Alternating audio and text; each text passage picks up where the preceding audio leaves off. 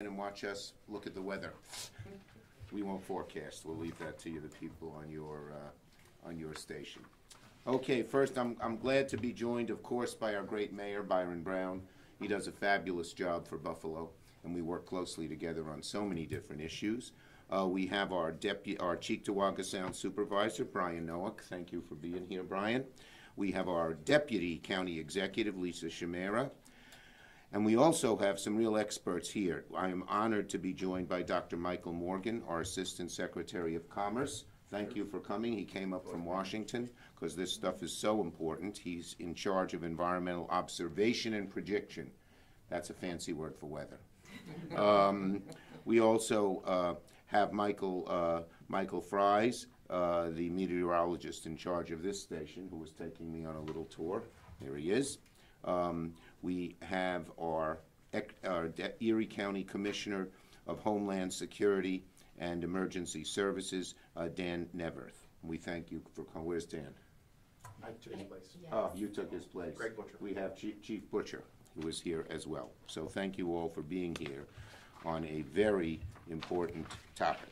Okay, so let's get right to it. Look, we all know that Buffalo is no stranger to extreme weather.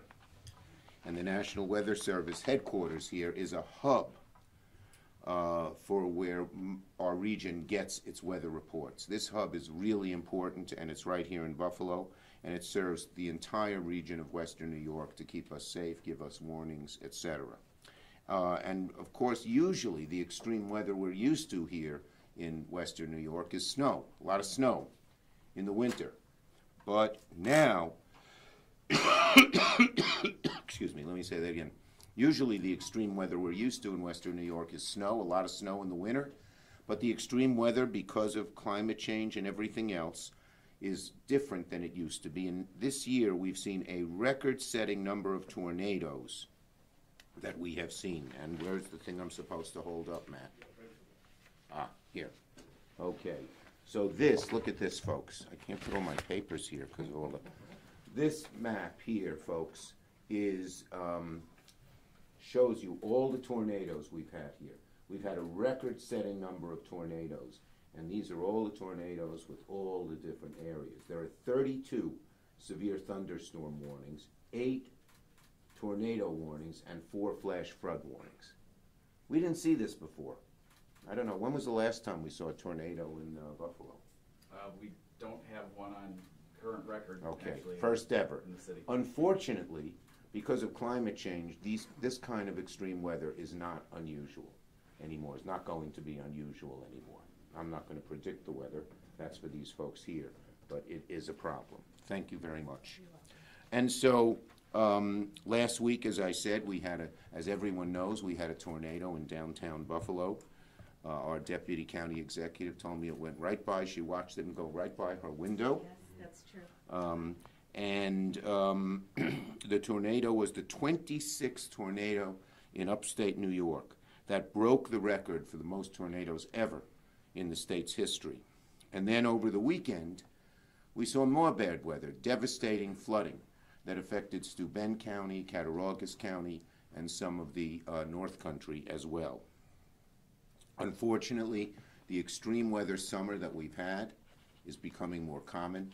There will be more of it in the future just because our climate is changing so rapidly. But it shows how important the work that is done here at the National Weather Service is.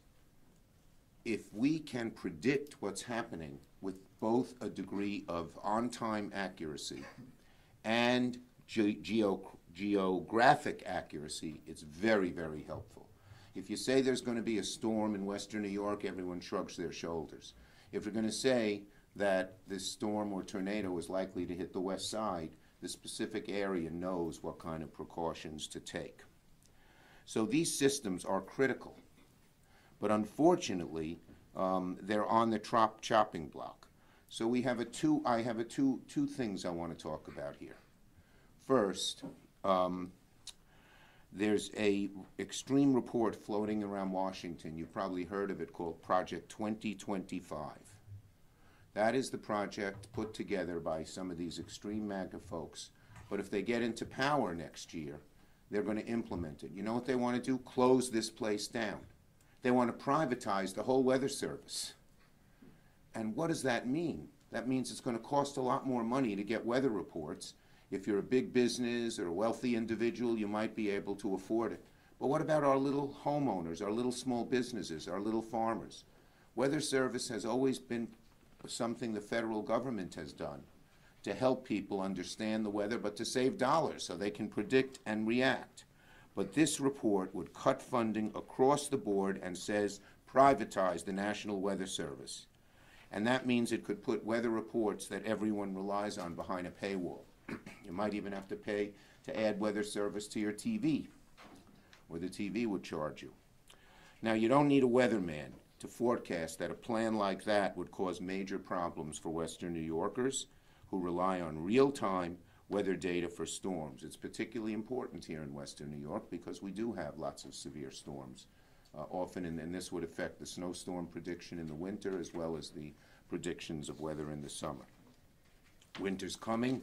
We know there are going to be terrible storms in New York and across the country.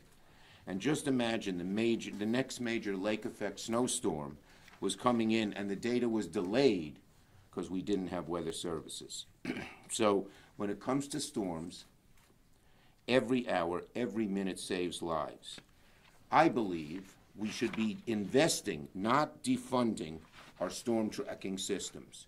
So I'm not only here to say that I will fight to block any of these extreme anti-government proposals. I will not let them privatize and shut down this weather center, so vital to Western New York. But second, we need to actually invest. There are new advances called a mesonet that let us predict weather far more accurately and far more locally. The mesonets are little satellites in effect on the ground. I believe there are 127 of them in New York State. And they not only are more localized, so they can help us localize where the weather is, but they are more accurate and are able to tell things in advance because they're able to look at the atmosphere at different layers. So they look at what's happened at 500 feet up, 1,000 feet up, 2,000 feet up, all the way up into the stratosphere. So this is a great system. And it can allow more timely, more quick, and more localized weather prediction, which will save money and save lives. And so I am, as majority leader, going to work hard to put $30 million in the new budget that's coming up to increase the mesonet system here in New York. We're the most advanced mesonet system in the country. It works. It gives us more accurate, more timely, and more localized weather. We call it hyperlocal and real-time, and it does both. Erie County is home to 3 of these mesonets. They're located in different places, so you get different readings because the atmosphere these days is different in different places. And that's why I'm here today. I'm going to supercharge my push for the money for $30 million in federal funding to increase these mesonets. There are mesonet stations providing high-quality weather data service for every single county in New York. And some of the larger counties have more, as I mentioned. There's one in, there are 3 here in Erie County, 1 right here in the city of Buffalo, and they're in Burnt, East Aurora, and Brant, and it's data that anyone can access. Last year, I fought to get the first $3-4 million for this system, and it's been a huge success. We didn't want to put all the money in at once. We wanted to see and get it working, but it's working now. And our weather folks, our weather experts, these are not politicians, tell us that this money is needed and can be very well used in making the forecasts quicker, more accurate, and more localized. So, that's state of the art. It's real bang for our buck. It's a small amount of money that gives a huge, huge payback. So not only am I going to fight any efforts excuse me, not only am I going to fight any efforts to privatize and close this place down so vital to Western New York, but I'm going to push to invest $30 million, and I'm optimistic. This is not a partisan issue. Everyone, Democrat, Republican, liberal, moderate, conservative, wants accurate weather reports, just for our lives, our safety, and just our planning in our day-to-day lives and our day-to-day events. Now, experts say the Mesonet system improves they call it the situational awareness of emergency managers. They tell what has just happened, what has happened right now, and what's about to happen next. So they look at the past, the present, and the future. And with AI and all these new computer systems, that all the data can be put together more accurately, more quickly, and more usably for a very long time. So we're going to fight for more observation stations to fill the coverage. We're going to fight for greater technology so they can even reach higher up into the sky. What, to about a 50,000-foot level, is it? Yes, about that, stratosphere, whatever that is, however high that is.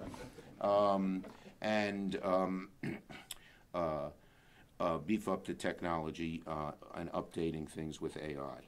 So these are common sense investments. They keep Western New York safe. If the extreme people have their way, our forecasting ability could go dark, but if we have our way, we'll have even better forecasting, and that's what we're fighting to do. So before I call on our elected officials, we are, again, as I said, let me just get the list here. We are honored to have Dr. Morgan, who's the Assistant Secretary of Commerce for Environmental Observation and Prediction, come up here to Western New York to augment what I'm saying. Go ahead, Dr. Morgan. Thank you for coming. Thank you, Senator. And thank you and good morning. I'm really delighted to be here at the Forecast Office. Thank you, Mayor Brown. And thank you, Senator Schumer, for your support for NOAA and the recognition of the men and women of the National Weather Service. Our nation is experiencing an increasing number of high-impact weather events, from record-breaking tornado events, excessive rainfall, heat waves, intense wildfires, and hurricanes. So far, just in this year, we've had the most number of severe thunderstorm and tornado warnings to date since 2011. Over 1,300 severe thunderstorm warnings, over 2,000 tornado warnings. 45 states with flash flood warnings, and 48 states with river flood warnings, and more than 21,000 wildfires as of the middle of this year, July 1st. In addition to weather, we're also seeing the signs of climate change in front of our very eyes. June of 2024 marked the warmest June on record for global average surface temperatures, and the 13th consecutive month of record high global temperatures. June of 2024 also was the 15th consecutive month for record warm sea surface temperatures. Our climate is indeed changing, and we must be at the forefront to ensure that the nation receives the best forecast and warnings to take life and property saving measures. The demand for National Weather Service data is increasing rapidly, and the agency is responding by stepping up its surge capacity. NOAA provides environmental intelligence you need to monitor, forecast, and prepare for weather events and climate change. We monitor the weather and climate from our satellites, radars, buoys, to our Mesonet and Hurricane Hunter airplanes. The National Mesonet program, as Senator Schumer has discussed, has evolved from a handful of participants into a nationwide network of networks, providing invaluable non-federal data for weather and climate to NOAA and to other government organizations, to emergency planners and first responders, to researchers, and as well to the public. These Mesonets offer hyper-local data so that communities can make the best decisions using data relevant to their locations. Thanks to the Mesonet program, NOAA takes one step forward to providing equitable climate services and equipping communities with better information. Our next generation radar, called Radar Next, will provide continuity for our existing radars, which have reached the near end of their life. Improved coverage. These new radars will also scan the sky more quickly, discerning storms and their evolution in more detail, and provide more robust infrastructure for more timely, accurate forecasts to improve public safety and enhance disaster preparedness. The National Weather Service is also creating a new capability called Warn on Forecast, which has the potential for delivering longer lead times for tornado warnings. The vision is to move from several minutes of advancing warnings of a possible tornado up to an hour or perhaps a bit more, to warn the public and decision makers to take the proper actions for safety. Most excitingly, the Weather Service is in the midst of a transformation. Our agency is transforming to better serve people across our nation by deploying directly into communities and providing earlier and more actionable information to state and local decision makers, especially emergency managers. NOAA is also leaning forward with our capabilities, building our capabilities in data assimilation and AI for weather prediction, including our support for the next generation of skilled workforce and creating the core competencies like data assimilation to enable AI for weather forecasting. In closing, we all know that the demand for timely, accurate, actionable environmental intelligence in terms of forecast is rapidly increasing. Thank you, Senator Schumer, for supporting the NOAA and the National Weather Service to keep up with that growing demand. And now I invite Mike Fries, our meteorologist in charge, to the microphone. All right. Thank you. Good morning, everyone. First of all, I'd like to welcome you to the Buffalo Forecast Office, where our forecasters provide 24/7 forecasts and warnings for about 2.5 million people in 16 counties across the state of New York. It's been an unprecedented year for tornadoes in our area. We've actually had 10 tornadoes in our forecast area as a whole, including 4 in western New York.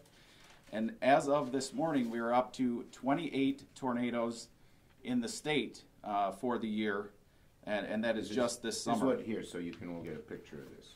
This is what this chart shows. This chart shows how many we have and where they are.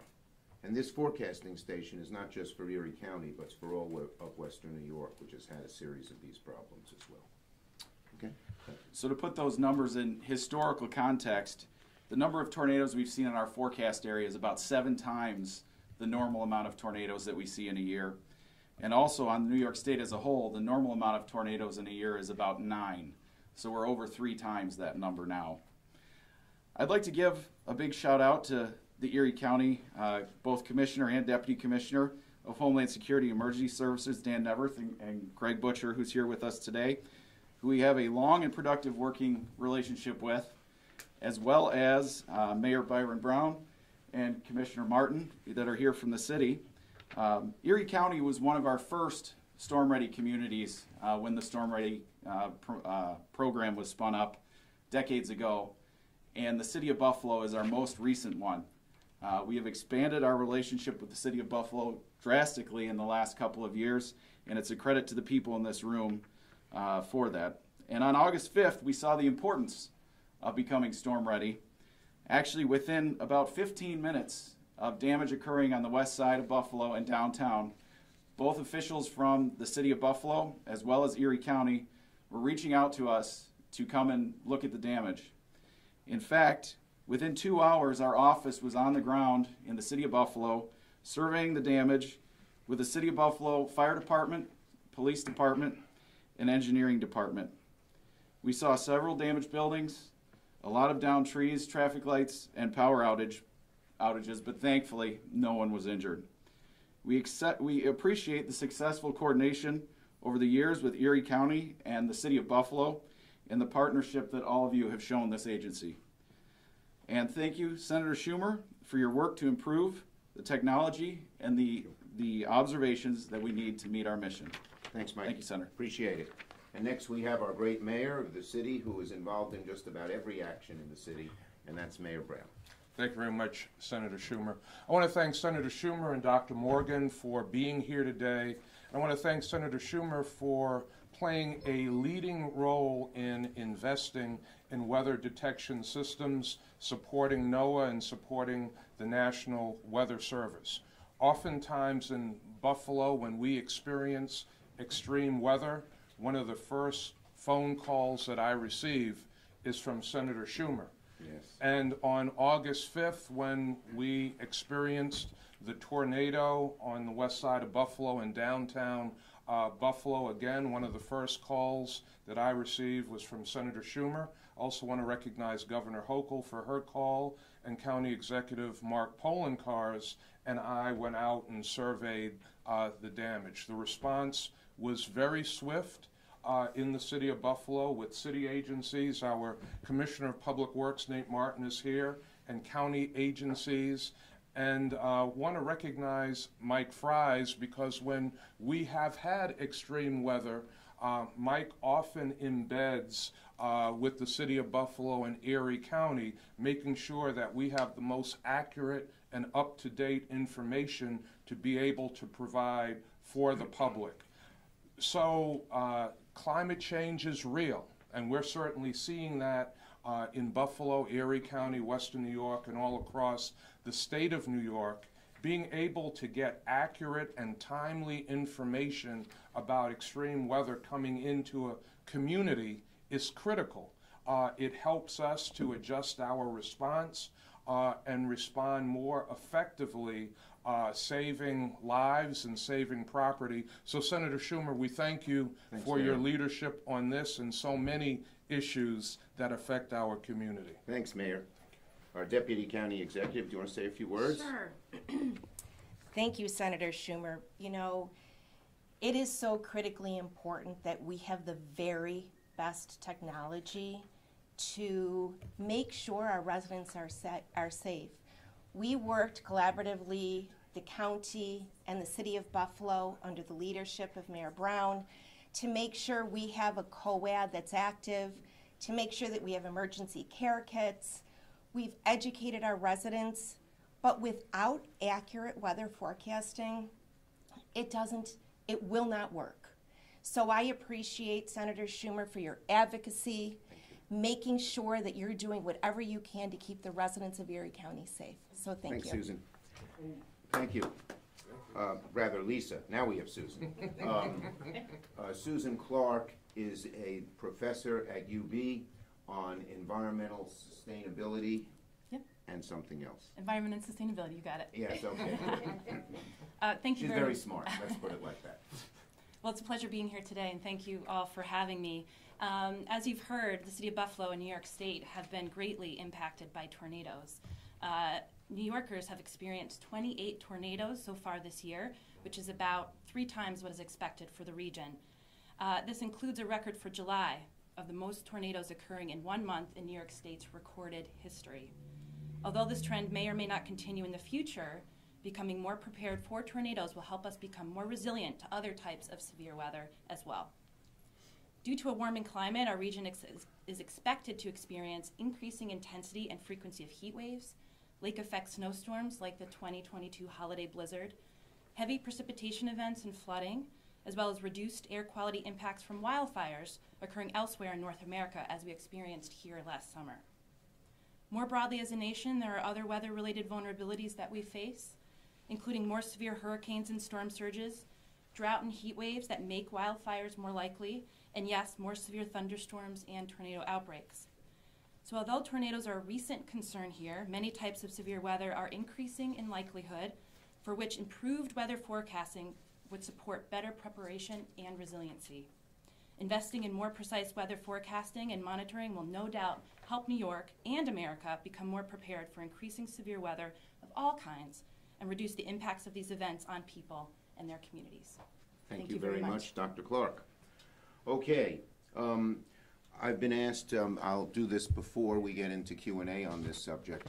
I was asked to talk a little bit about oh, sorry, Supervisor Nowak. I didn't have you on the list, but go right ahead, please. I'll be brief. No, say I'm whatever. about 7 months into my term, a little more than that, and I started it off with Mr. Butcher, our Deputy County Executive, and other folks in a storm center responding to a major winter event early in January.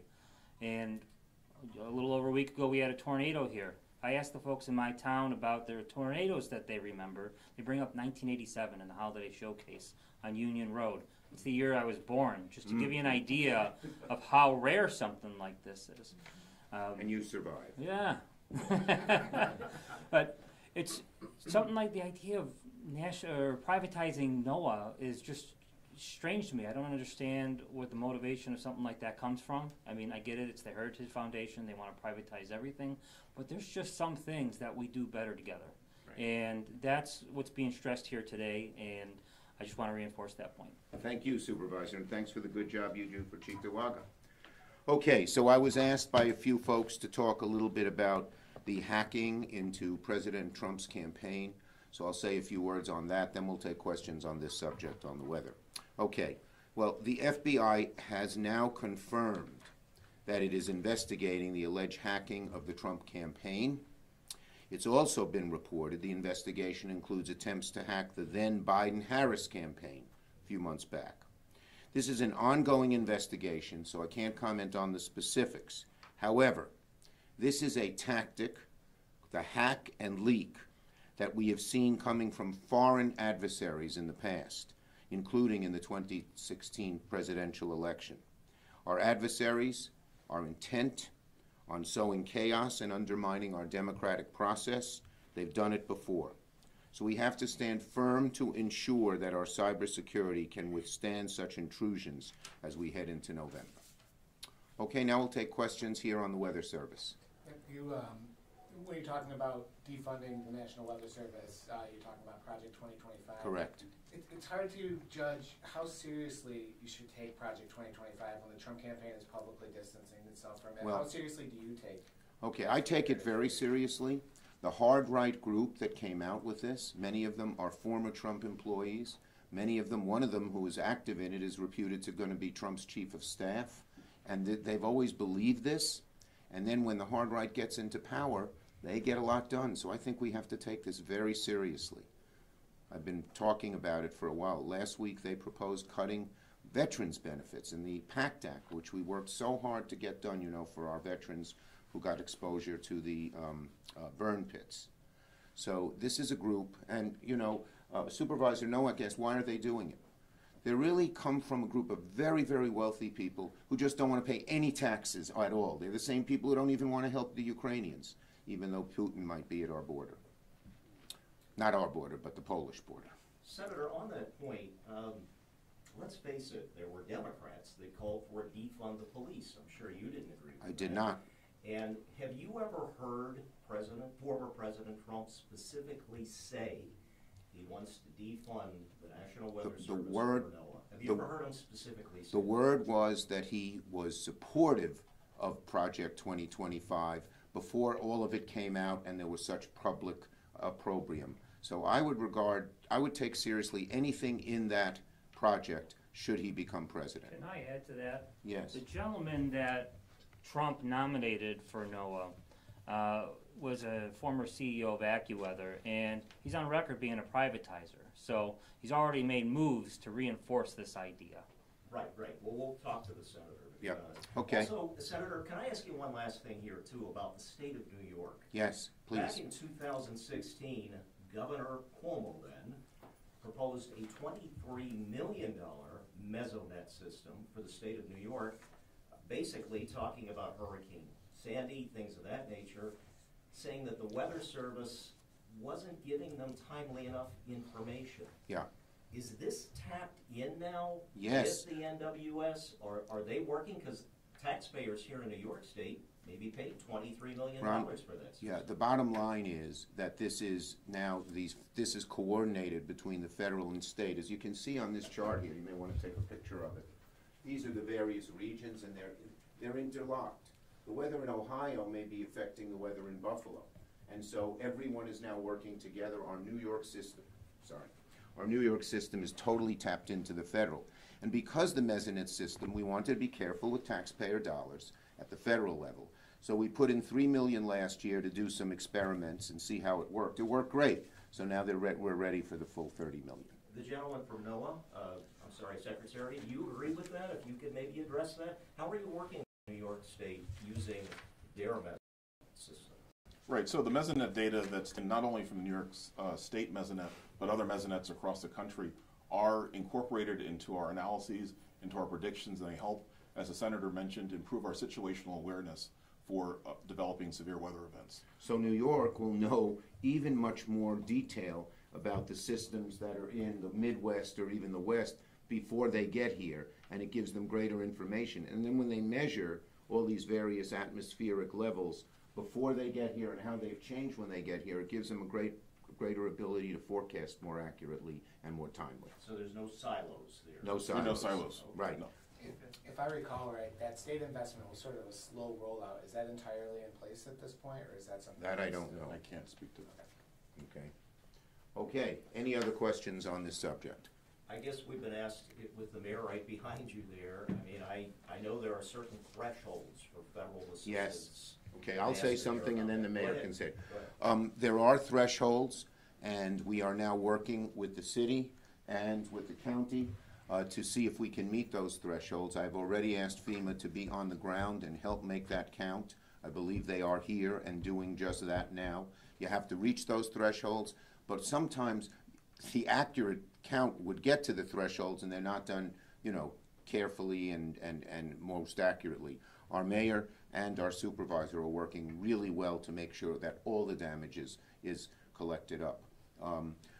And so that's what we're looking for here. We don't know if we'll reach the threshold yet. It's too early to tell. Do you want to say something, Mayor? Sure. On extreme weather events in the city of Buffalo, to reach the FEMA thresholds, the city works very closely with the county executive polling cars.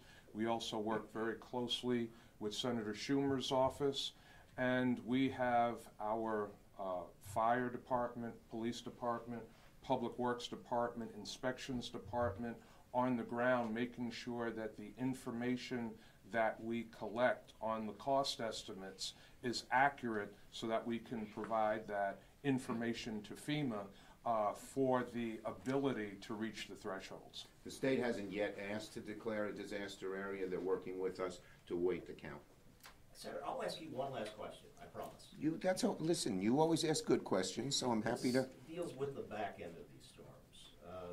We spoke to an insurance broker, Craig Willoughby Insurance.